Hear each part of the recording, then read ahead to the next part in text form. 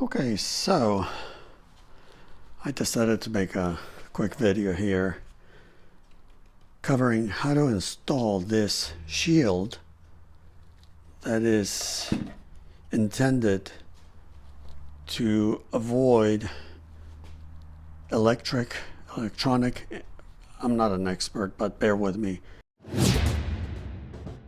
I think the basic idea is to prevent electronic interference with the radio. And I personally want to reinstall it because it holds the hood release cable in place instead of having the cable flopping around otherwise, which is not ideal in my opinion anyway. So this is easier said than done because it is very awkward and it has to fit in here. So in order to get this done, provided that everything is installed correctly, and even so it's going to be difficult. Trust me, I've been messing around with this thing for a day and a half trying to understand how this thing is supposed to go in here. I think I figured it out, but if you have any suggestions or comments, please write them below because it would be helpful to understand this better. Let's start with the distributor. If everything is installed correctly, that is helpful. In this case, and just to make sure that everybody is on the same page, your distributor is going to, this part here is where all the wires go. And the firing order, we start here with cylinder 1, which is the very first one on that end of the motor. So it's 1, 3, 5, 7, 2, 4, 6, 8. Easy enough, right? So we have this one, which usually again points in that direction. This is 1, firing order being 1, 8, 4, 3, 6, 5, 7, 2, right? So first thing I noticed here, well, one of the things I noticed, this spark plug wire is different than the rest. So don't ask me why. That's how someone did it at some point. It is not a big deal as long as everything works fine. I mean, they're all 8mm wires, so no worries there. The only difference is one doesn't have the little locking part. That personally I think is a pain in the neck. But anyway, we're not going to get into the specifics of spark plug wires today. That is not the point. The point is to reinstall the shield. So, but again, bear with me here. And you may want to check this as well, because if someone has worked prior on your vehicle, you may have similar issues. So wire 1 runs right here, which this is the one that goes all the way to this end. This is routed wrong to start with. Why? Because most of the wires are going to point toward the direction in which they're headed, basically.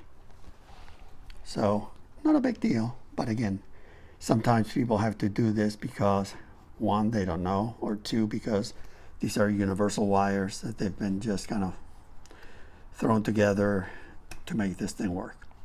So be that as it may, I just want to highlight that this specific wire number 1 should be pointing in that direction and routed down through here to cylinder number 1.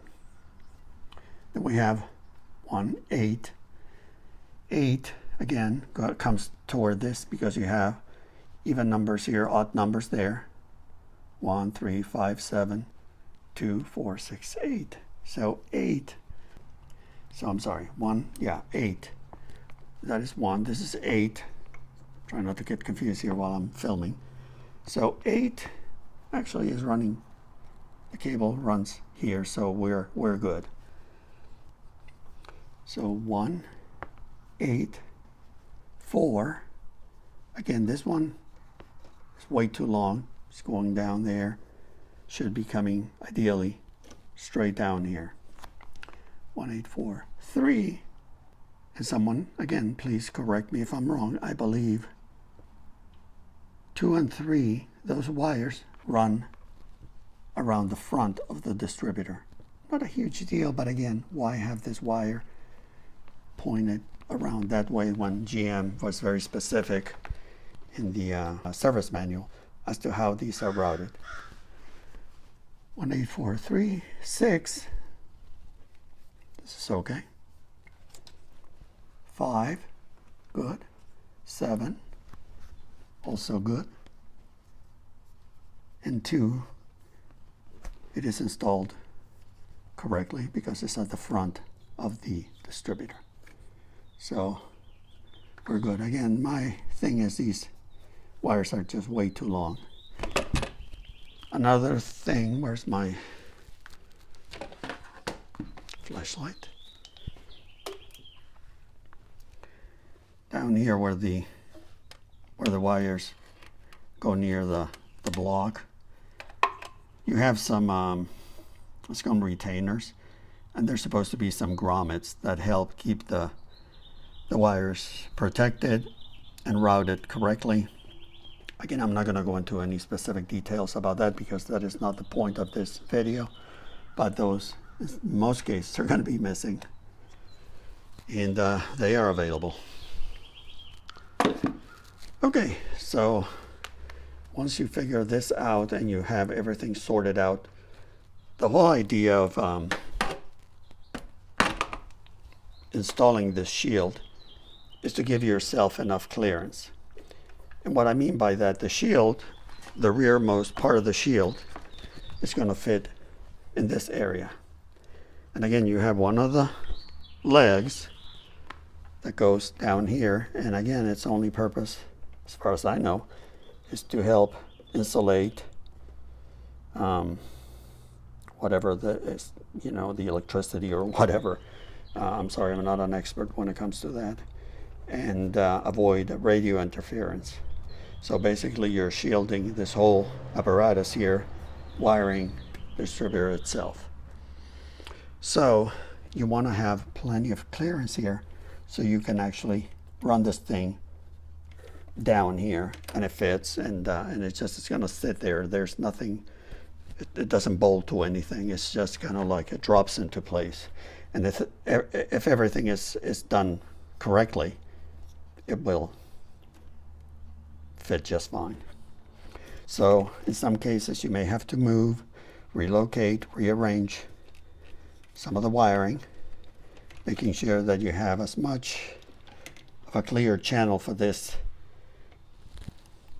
big thing to fit in there. Now,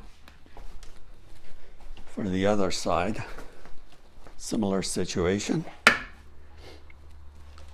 want to have all your spark plug wires routed correctly, and this side tends to be a little more complicated. You see, you want to open a good channel, clear channel into that. However, to make your life easier, avoid damaging something or disconnecting something by accident, you want to remove a few things. What I did here, and I'm just trying this, I'm not telling you to do it this way, but this is so far what I've ascertained here as to how this thing fits. I removed the throttle cable, which is just one little retainer there, and again, this is a manual, so nothing else to deal with. And I also disconnected this vacuum line here, just to again have a little more room, and then I can route them around the whole thing. So again, the most important thing is to ensure that you're going to have enough room so that leg of the shield is going to be properly routed and doing its job, and then I'll show you, if I get this thing installed, how it sits in here and how it's retained in place. It's nothing very extraordinary. It's just very basic stuff, and you'll see that. So again, give yourself as much room. Make sure that things are tucked and installed in the right place. Some of these things are going to remain here, not a big deal. Again, I'm just giving myself a little extra room by disconnecting the throttle cable. I really don't know if that's necessary, but I'll find out. And this is going to be really hard to film because I do all of this stuff alone. But I'm going to try to set up a tripod here and see if I can show you the installation of the shield. Okay, so I think I'm going to start this project by installing this leg first, and then I hope I'm getting all of this, the camera here. I am going to start sliding this one down. I think the maybe this throttle cable has to be on the outside.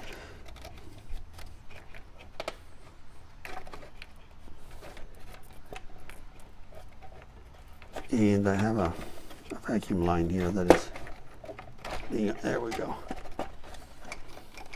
Now, before we start just pushing things in, I'm going to go to the other side, make sure that that portion is going in as intended by the manufacturer. Okay, so here we have 1, 2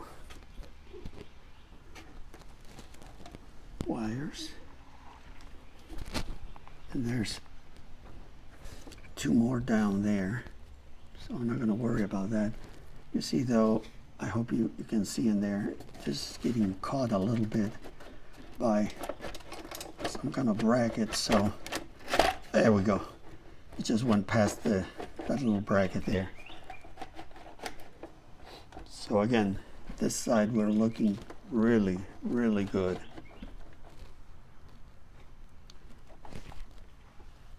And I think it fits behind that. I don't think it would be very easy to route it any other way. But it's bottoming out on something down there. We still have a couple of cables, so sometimes I guess it's necessary to push it a little bit to make sure that it's going to go in where it should. Now here we have 2 wires. There should be 2 more. See there, at least one of them is caught back here. So let's try to lift this.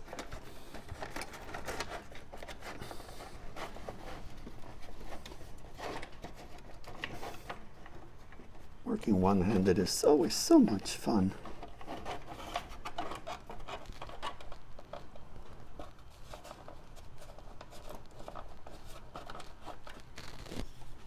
These are tight quarters here. So we have 1, 2, 3, and 4. I'm sorry, I know you cannot see. I cannot see either, but by feel, I'm making sure that the wires are on this side, the front side of the shield. And that, my friends, is pretty much it. I think we've got it here. Now there's a lot of pressure from some of these electrical connectors and the harnesses, but hey, at least this thing is in. And it's just like I said, it sits there on top of the distributor, and that is it. And then the air cleaner lid, I think it's, or maybe the bottom portion, it just kind of secures that in place. Doesn't need a whole lot of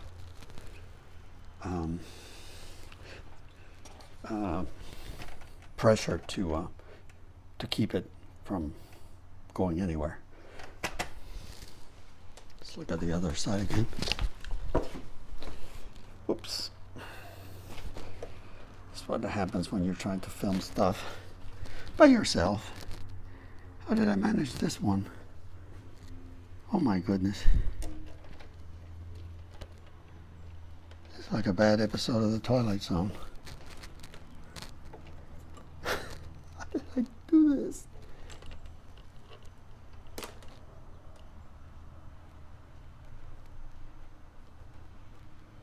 I know you guys are laughing and oh my god, this guy's an idiot. There we go.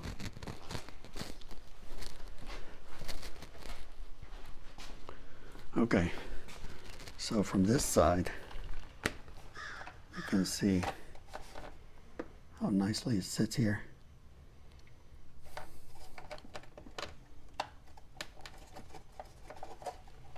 Making sure that these are making good contact there. They are.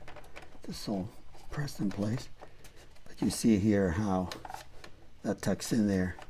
And this really is against the distributor. And then we have the retainers for the whatchamacallit, the hood latch cable that goes from this one to that one. It's right here. So we'll install that in a sec. But yeah, that is pretty much it. Again, everything looks okay. Keep in mind again that some of these things are routed incorrectly, but still my whole point is I'm not going to replace the wires, at least not now. And I wanted to show you how you can properly, I hope I'm I'm using the right word, properly install the shielding or the shield for the distributor. Also, in this portion here, we have this little ground strap, and that just is secured in place by that butterfly nut.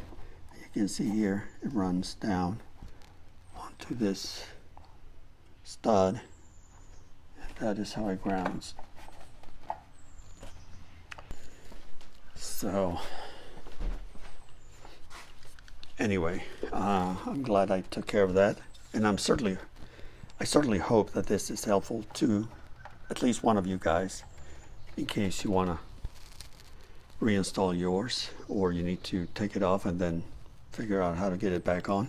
Now again, yeah, it's a good thing that I disconnected this cable here because there's no way to get it in here any other way. So I'm gonna reinstall the throttle cable next, and which of course, like everything else, is kind of brittle and this thing is about to fall off.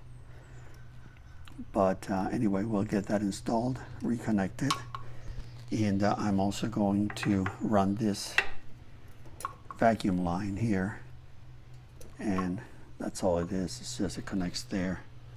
So again, take your time when you're doing this to again open a couple of channels on each side. The spark plug wires are going to be toward the front of the vehicle, so this is shielding them from everything else behind. Frankly, I don't know if this is having one of these shields is absolutely necessary. But again, when it comes to radio interference, I know for the manufacturer that's a big deal. And may also be for you. I prefer to keep it looking factory, and again, for the purpose of having the hood cable, the latch-to-latch cable installed properly, so that there's no issues, because that is one nightmare that I think anybody who's been through one wants to avoid. And so that's it for now, guys. I know this was probably very boring, but I hope it is helpful to, again, some of you, because this can be, you know what, to deal with. So Anyway, let me finish up buttoning things up, and I will call it done.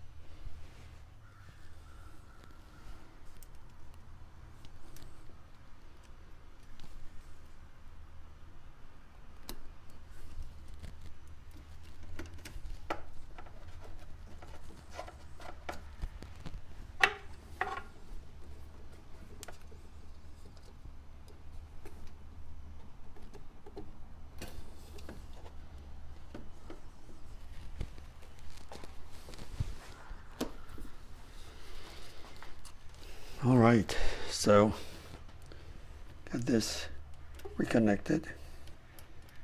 That seems to be okay.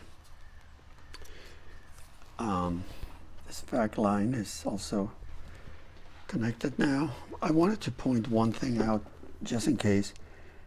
If you're, again, attempting to do this, reinstall the shield, and for whatever reason, some of the electrical or the wiring harness rather is giving you trouble, try to reroute, and sometimes you have to use some zip ties.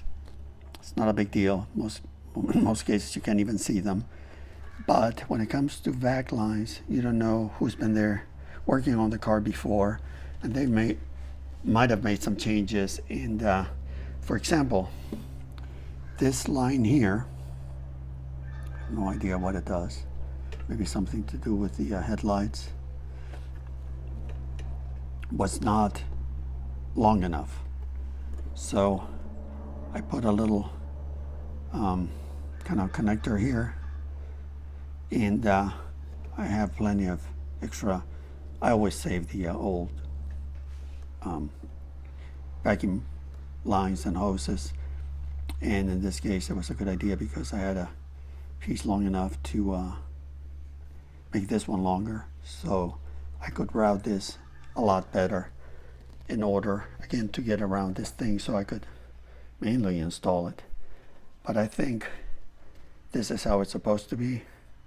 And again, the air cleaner assembly is gonna put pressure on this lip here just to hold it in place. So that's that, but that is installed correctly, I think. It looks good.